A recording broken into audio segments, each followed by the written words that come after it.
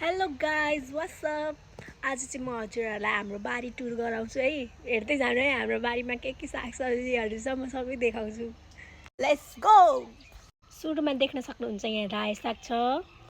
यो चाहिँ लौका होला होइन, चिन्दिनँ चिन्न चाहिँ फर्सी र लौका एउटै ठाउँमा थियो। के छ यहाँनिर। अनि त्यस पछाडि यहाँनिर साग छ। यो चाहिँ पाक्चो रायो साग हो। यो चाहिँ मलाई त्यस्तो खासै मन परेन कि मेरो हस्बेन्डलाई चाहिँ एकदम मनपर्छ। चाउचाउहरूमा हालेर खानुहुन्छ, मिठो हुन्छ अरे। अनि यता छ मुला चाहिँ आधी उधी मात्रै छ। अस्ति देउरानी जेठानी हामी मिलेर सिन्की हालिसक्यौँ।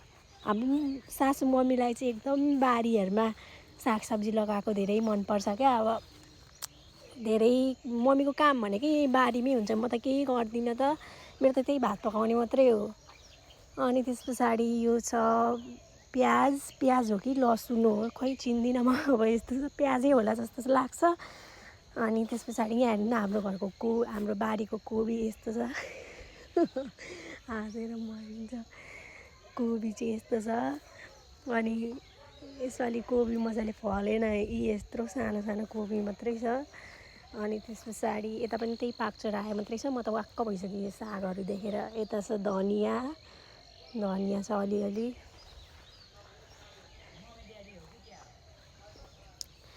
अनि त्यस पछाडि यहाँ छ बकुल्लो। यो बकुल्लो पनि मलाई मन पर्दैन, कस्तो मनै पर्दैन मलाई यो सब्जीहरू होइन।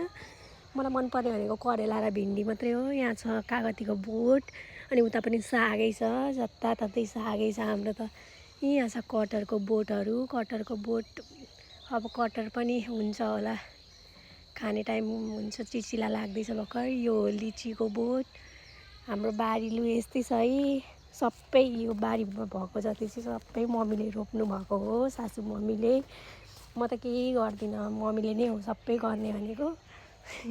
मेरो त खायो बस्यो सुत्यो मात्रै हो काम, केही छैन कामहरू। अनि यता पनि लाउनु भएको छ। यता सिमी छ। हेर्दाखेरि चाहिँ यस्तो देखिन्छ कि, तर यहाँ सिमी मजाले फल्छ। अनि यहाँ छ राजमा लाउनु भइरहेछ यहाँनिर चाहिँ। अनि यो के हो, यो घिरौलाको होला बोट। अनि यो जिम्बु भन्छ यसलाई, यो घोडताप्रे। अनि यहाँ राजमाको यो चाहिँ सबै राजमा। अनि सबै राजमा। यहाँ छ सिमी, यहाँ फेरि छ सिमी।